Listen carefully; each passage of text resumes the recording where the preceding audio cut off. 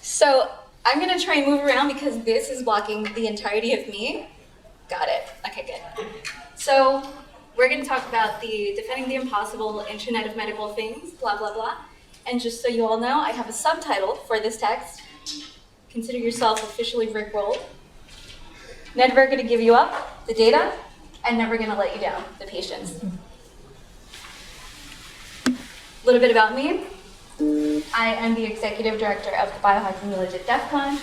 Were you all in that last talk? That fireside chat? Yes. I loved everything about that. I was in the Marine Corps. I served doing strategic intelligence. I worked at Memorial Sloan Kettering for a really long time in surgical oncology. I am part of the Department of Defense Technology Transfer Days Strategic Advisory Board. This is as loud as I get. Microphone. Better? Yes. I asked, you all said no. You were miming the whole time. I was miming. Okay, and I'm also part of the, oh, that's better. And I'm also part of the Digital Medicine Society because medicine is going digital. So let's get into the whole thing. Everyone loves Twitter. This is Scott Gottlieb. He used to lead the FDA. And his tweet says, at future events like DEF CON, we encourage manufacturers to increase engagement with the cyber research community through device demos and our We Heart Hackers initiative. This demonstrates a company's commitment to cyber principles of trustworthiness, transparency, and resilience. Workshops like this are part of our ongoing efforts to bring together all stakeholders in the cybersecurity ecosystem to carry out a whole-of-community approach in which we're all doing our part to ensure devices are secure and patients are protected. What? What just happened? So a little dissection. They have a cybersecurity ecosystem at DEF CON, a We Heart Hackers initiative to work with trustworthiness, transparency, and resilience. Let's decrypt that. But before we do, let's talk about who you guys are. So, who's an engineer? Engineer. I know you. I don't know why I know you, but I know your face. Engineers? 4, 5? Doctors? Nurses? Any clinical staff at all? Researchers? Information security researchers? Hackers? Yes, bring it home. Patients? Oh, okay, so 90% of the time I ask that, people are like, the answer is all of you, hence why we should all be invested in this. So far, I love you guys, thank you. So, quick history of hospital IT.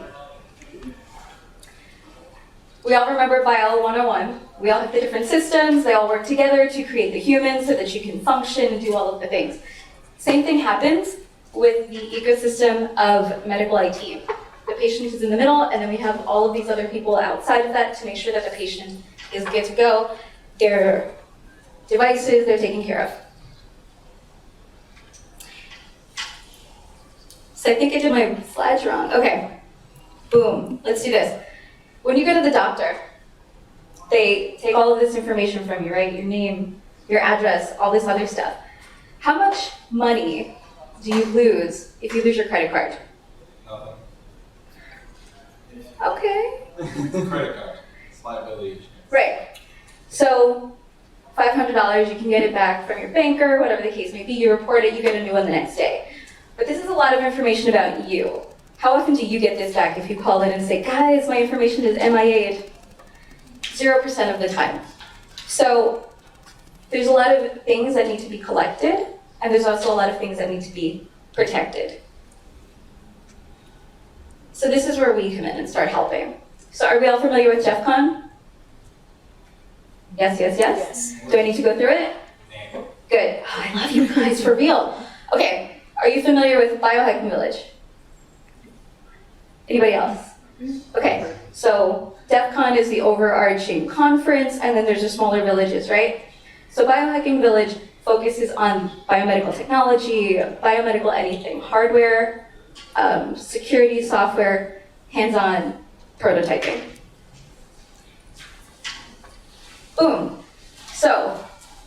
genesis story of this, it's like a superhero story. 5 years ago, we started the Biohacking Village. It was really small, very much about RFID tags, very peripheral. Every year we decide to make it more complicated because the biomedical ecosystem is complicated. So we started doing a hands-on lab where we bring in people to work on their devices, any prototypes, or just learning how to do the things, which includes pharma, hardware, software. And in the medical device lab, we set up a mini hospital at DEF CON where everything is integrated. People can come in, start working on software, hardware, and they can have a face-to-face interaction with the medical device manufacturers. And then we have the talks where people can come in and talk about all the things that they want. So that We Heart Hackers idea that the FDA had is an initiative with us, with the Biohacking Village at DEF CON. What we did was, there are not enough hackers, there are not enough information security people invested or involved in the medical device community. So these folks here stood up and said, we need more of that. We're willing to take the risk and bring those folks in and have real people dialogue, open sessions. This was a big deal for them and us and the FDA because traditionally, we're not in their ecosystem. We're the ones that send them an email saying we found a thing, or we already put it out on the internet saying we found a thing, putting patients in jeopardy.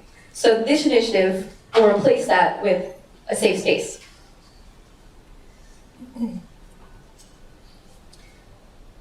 One of the other initiatives that we have, are you all familiar with the Hippocratic Oath? Yes, you guys are good. So Hippocratic Oath, for those of you that don't know, is the oath that the physicians take to do no harm.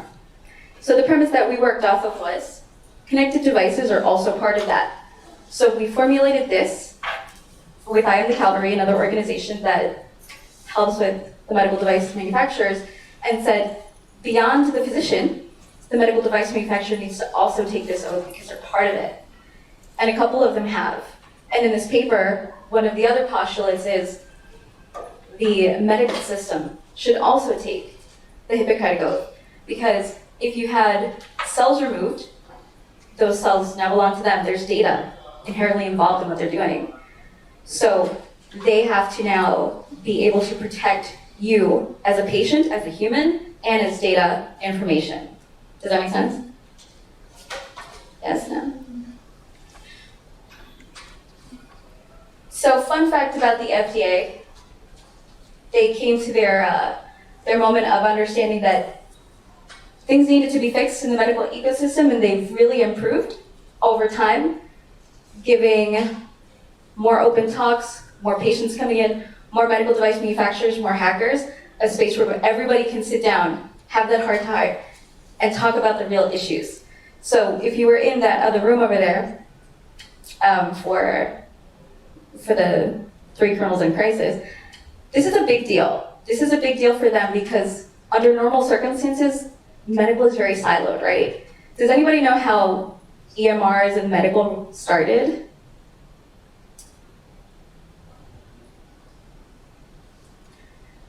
Yes. Come on. You were gonna, no, you were all ready. No? Not yet? Not yet? All right. We'll come back to you. So, electronic medical records started with OBGYN needed a record. They created their own. It was very specific to them. And then cardiology needed their own. Again, very specific to them. And then they put it all together via bubblegum and hope to see the patient as a whole. So what ended up happening was the electronic medical records came together and said, okay, we're going to create cardiology, GYN, all the things, put it together. And then they had to start siphoning information from all of these other medical records into these medical records. And that became a big deal because the information went rogue. Do you know how they ended up transferring this information from one side to the other? HL7? What does it stand for? Healthcare language 7, I think? Health level 7. Health level 7. Yeah, so I you just do. remember. Yeah, so health level 7. And what that does is it'll take object 1, let's say first name and last name, over here in this electronic medical record or medical device. And object 2 and 1 and 2 over here is given name, surname.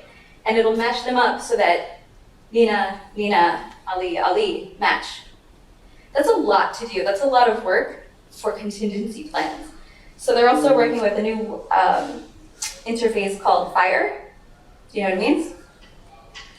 So FIRE is the graduate level of HL7. I don't remember what, it's health information something. So they're working on that so that information can get from point A to point B without too much work in between, securely. Health F7 not so much secure. So does all of that make sense so far? So I've given you background. So now let's level up. Does anybody remember this? Yeah, no. What? Get out. So, ask the vendors for an S-bomb. Familiarity with S-bombs? Software bill of materials? So this is a relatively new category phrase. Mayo Clinic is on the leading edge of this. What this does is essentially, it's an ingredients list of code in the device. And what they're doing is, what the medical device manufacturers or whoever are doing is they're taking that code and looking for issues within that. So if you went on Stack Overflow about something that they know is rogue, they can find it now and say, we love your product, but what we want is for you to fix this. And we're willing to work with you on that. We will give you this time frame, we will help you sandbox it, but we will not put that product into a live environment until it's fixed. And healthcare is starting to do this, finance is starting to do this. So it is becoming a bigger deal. And if you're not familiar with it, there are a bit of papers out there right now for it, including for resiliency issues. Are you all familiar with resilience? No? I know you are.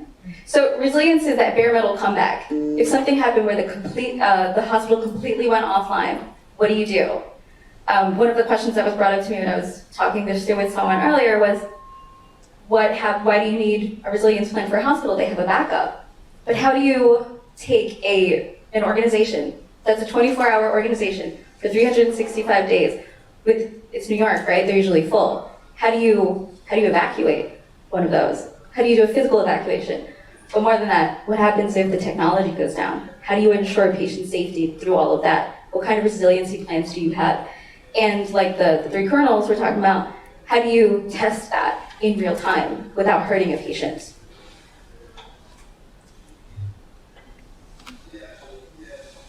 So also make sure your company has a coordinated disclosure policy. These are magical. Does anybody know where the coordinated disclosure is on their place of work's website? So not a lot of people do. And if you guys don't know where it is and you look at your internal websites all the time, imagine what a hacker on the other end is doing if they found something and don't know how to report it to you. So again, it's making that more prominent, making people understand, or hoping that they understand, if you have an issue, I don't want you to go tell the newspaper, I want you to come to me directly, because there's a 90-day period that the manufacturer has to fix it. So having that discussion, that informal discussion, so that they can help protect the patient, helps you better your relationship with them, and helps you help the world technically. Let's talk about suing researchers for a second. Sort of bad form because vengeance is a thing. If at the end of suing a security researcher happens, there's more of an influence for other people to come in and attack you. And you don't want that, because at the end of the day, there is a human connected to whatever you're breaking or have built.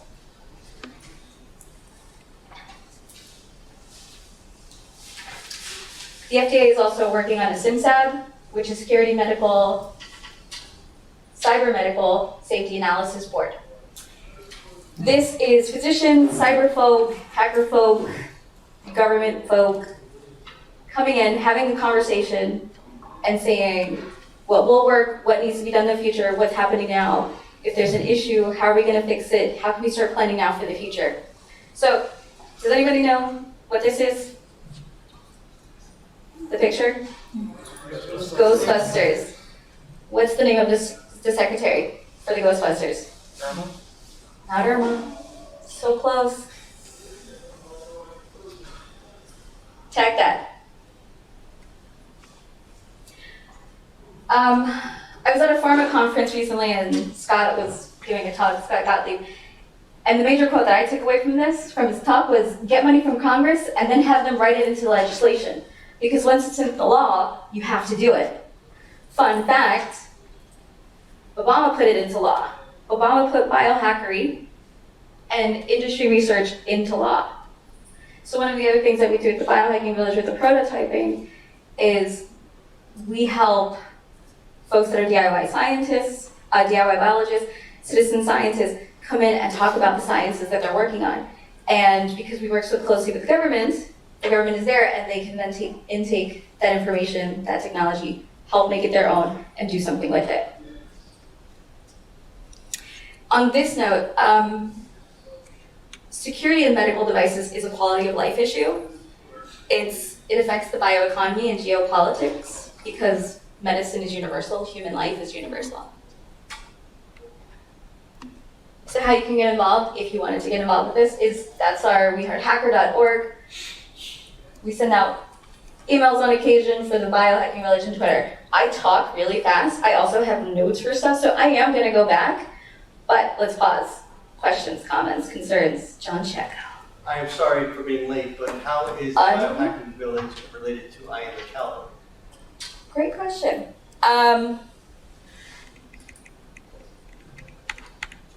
Because there's all these pictures. So, Bo Woods, are you familiar with Bo Woods? So Bo Woods is one of the organizers, he's one of the co-founders for I Am the Cavalry. I am part of I Am the Cavalry, and I am the executive director of Biohacking Village. Bo is on the Biohacking Village. We work in tandem, pretty much in tandem. I Am the Cavalry is more policy driven, where we're more like, how can we push this forward? Does that answer your question? Yes, thank you. Okay. Yes. I'm gonna go through my notes.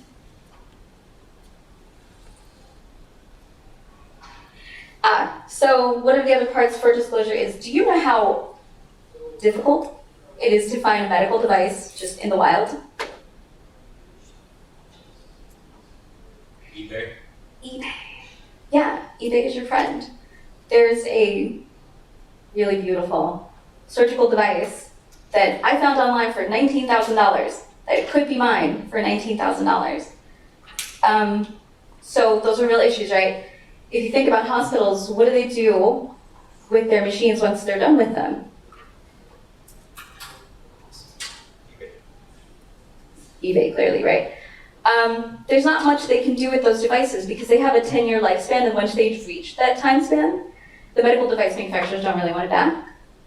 So they can put it on eBay, make some extra cash, or I've heard stories of them just being put out on the corner, which is also a problem because none of the information is usually wiped. IT is not the same as IS, and that's one of the major issues that hospitals have.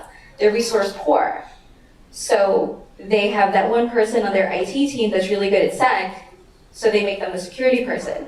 Whereas in finance, there's like $75 million put towards security, and that's a huge disparity that we as humanity have to work toward to fix and better align.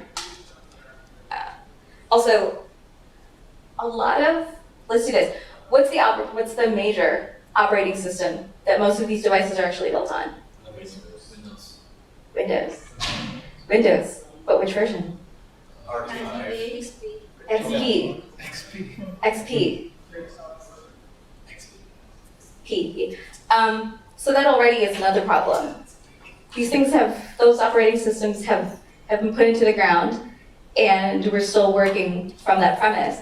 And there's also the firm belief that the manufacturers and hospitals can't upgrade or update medical devices because that's what they've read from FDA guidances. And that's not necessarily true. The guidance is, we want you to please update because that helps engage the patient.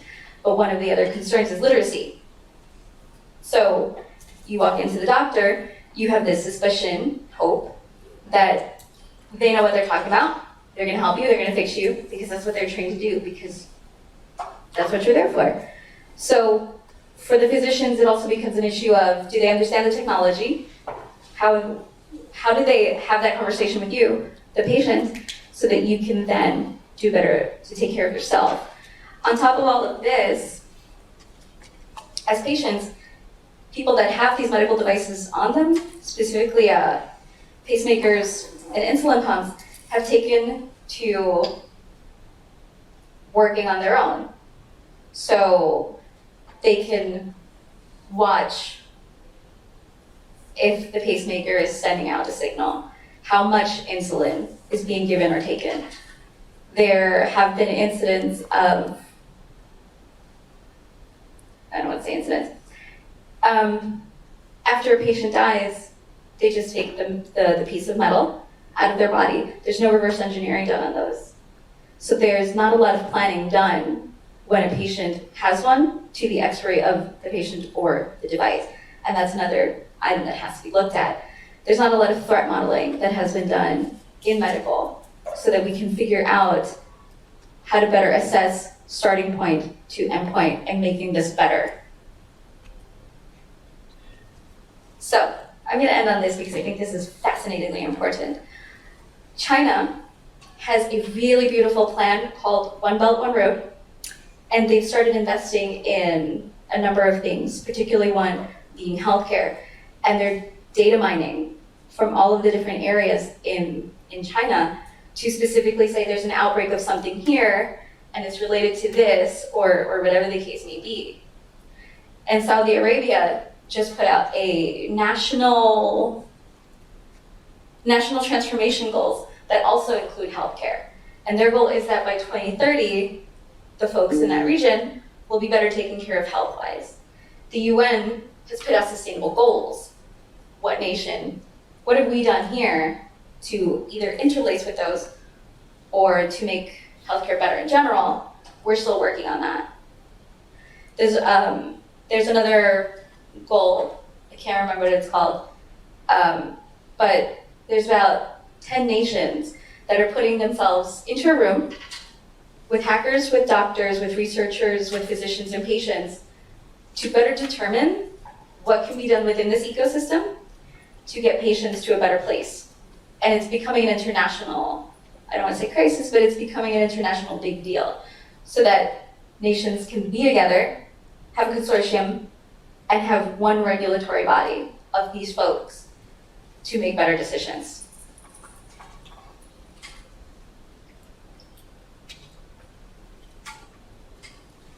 I think that's all I got, because I talk fast. Questions, comments, concerns? Yes,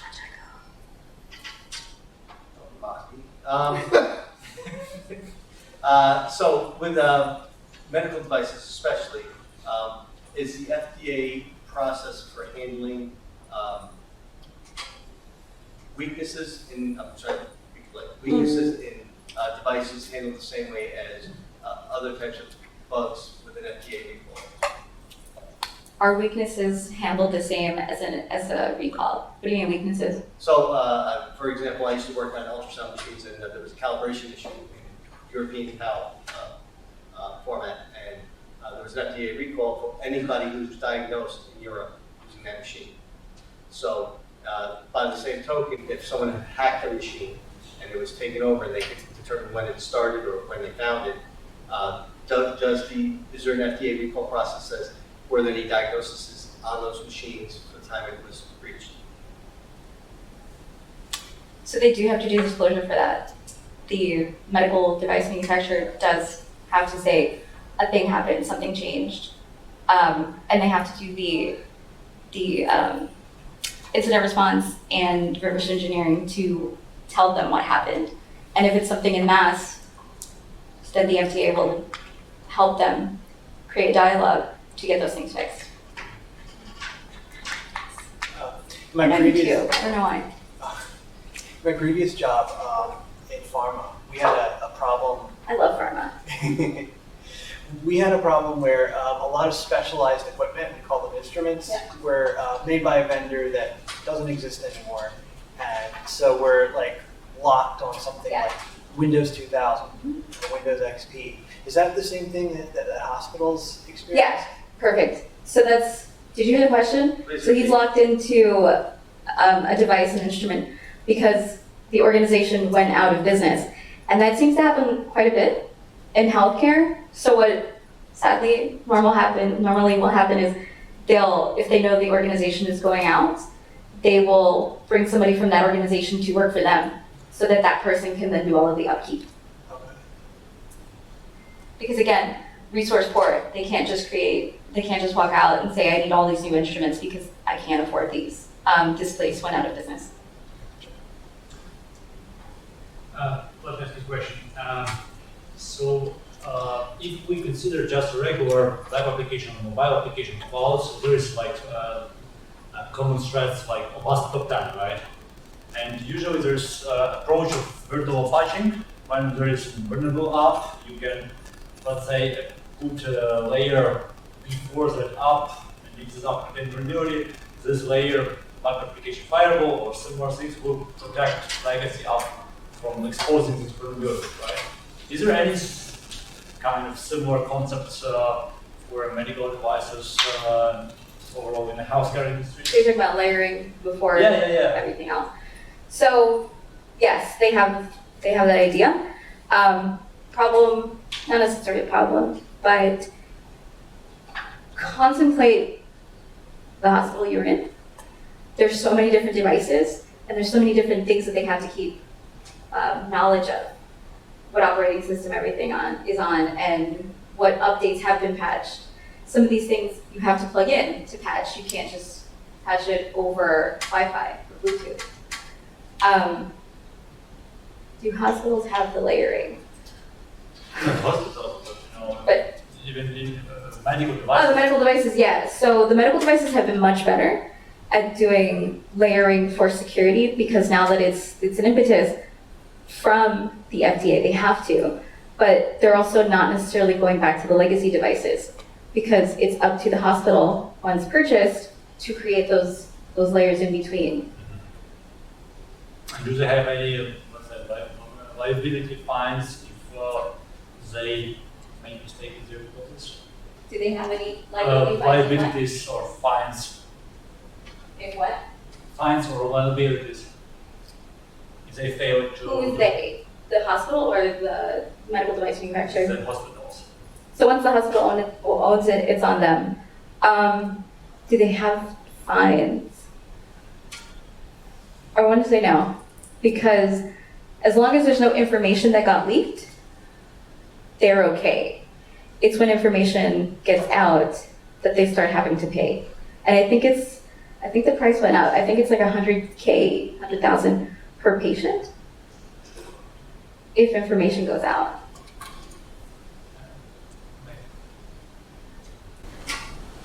Hey, Hi. Hey, I'm perfect. So it's funny because I actually plan on doing a paper based on this specific topic, asking IE pacemakers and the insulin pumps being compromised. Are there particular cases that, for instance, cases like, for example, a pacemaker had like a vulnerability and the hacker was able to like compromise it and might have caused damage or pain or probably death to the patient? So, are there papers about it? Yeah, papers or like test cases. There are test cases. Papers I'm gonna say no. Maybe. Because if someone normally, you can make it look like a heart attack, right? So if a person dies from a heart attack and you suspect it's a heart attack, they're just gonna take the pacemaker out, toss it. Nobody does reverse engineering on it to see, was it an issue with medical device? Was it a them? What happened? So that's something that the hospitals and medical device manufacturers are starting to do. But that's still more of a new concept to them. So there's another conference called Med Cyber Summit, ran by Christian DeMeth and Jeff Tully. They're both physicians and hackers. And what they do is they do a cyber range for medical devices, where they will bring physicians that know nothing about what's going on. They're just like, just come into the room. And there's a patient that is screaming, that is wailing, that has a thing going on. And the physician has to figure out with no knowledge what happened, just like an ER. And the premise of it is the insulin pump went wrong. The pacemaker went rogue. And figuring out, do the physicians understand the technology of cutting the wires, of taking the insulin pump off? And if they don't, how do we better educate them? How do we better educate the technologists to talk to the physicians so that all of that is understood in between? Just one question. Yeah. Is it like a sort of like a last line of defense in case like pacemakers go rogue? As in, for example, in the doctors can access it via app. What if like there is a problem that it can't keep it doesn't give out the signal to access it via Wi-Fi or Bluetooth? Is it like the last line of defense for it?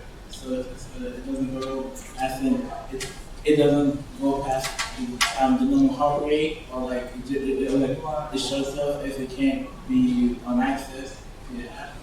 Are you asking what the last line of defense is for a pacemaker, even if it's connected to the phone, so that the people can see? Yeah, I've given a policy that the manufacturers should have a last line of defense. Fail-safe? Yeah, They have fail-safes. Yeah, fail-safe. So the fail-safe is that there was a study done that there's the technologist that was putting the device in, I've been doing this for pacemaker. They were leaving the Bluetooth on, and that caused a problem because it was starting to, there's an attack that you can start to deplete the battery on the pacemaker. So the pacemaker's batteries are made to last for about 15 years. And they were just pushing it so that when he went back in and they put the magnet on him, it looked like he had been running marathons, and the battery was just down to 5%. So is there a fail-safe for a pacemaker? There is security built into that, into a pacemaker.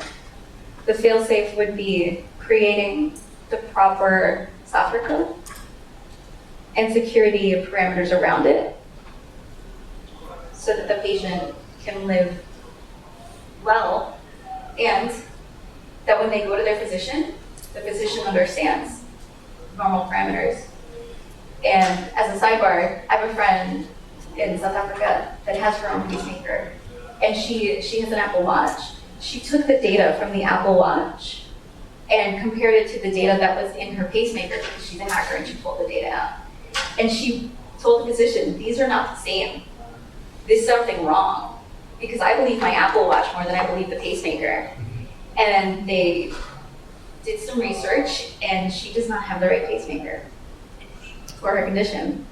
And they have to do a redo now. They have to fix it. So those are real issues that happen. Yes. So I'd like to plug InfraGard here, because InfraGard does a medical meeting once a year, medical seminar. And for the past 2 years, they've actually had exactly the scenario Nina talked about. They actually had an ER crew at the front stage. They brought in a patient screaming, and they said, figure out what's going wrong. And if you have to cut it to the patient, cut it to this dummy instead. And the crew actually was smart, and they did find out what was wrong with the patient, as well as what was wrong with the mechanical equipment or the equipment on the patient. So it's if you have a chance, for the medical seminar, which usually runs in November, December timeframe, sign up for it. You'll get to see it firsthand. It's pretty cool. And it's actually run by IoMT sometimes. I know what Biohacking Village is involved with that. Awesome stuff. I did have one question.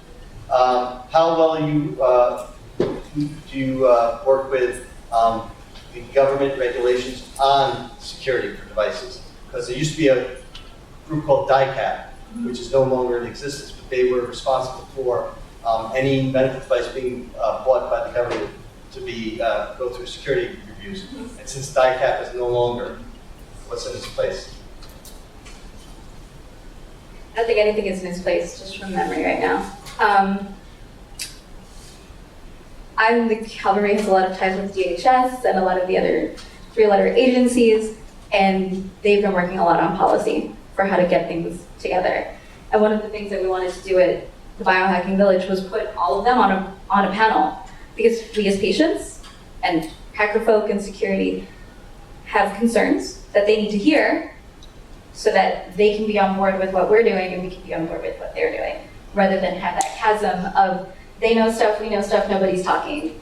DHS is doing a lot of fun fact stuff with medical, and they're pushing the boundaries a little better. And FDA is helping with that as well. They're doing tandem projects.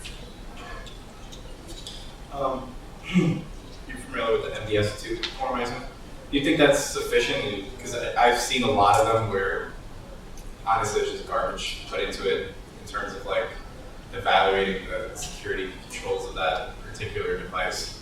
So I've seen some that are really good and detailed, and they, whoever filled it out did their due diligence, Yeah. and there's others that are just like the bare, like minimal legal wording to get it to go through. Yeah. So that's part of it. So BD is one of the companies that's really putting a lot of effort into making their formats and formatting complete, where other people just want to get it through, and that's unfortunate. If some are done better than others, I'm not sure if other people, the reader, is taking it back and saying, we need more information because this is not as complete as it can be. That's a good point. I'm gonna bring that home. Okay, I have 2 minutes.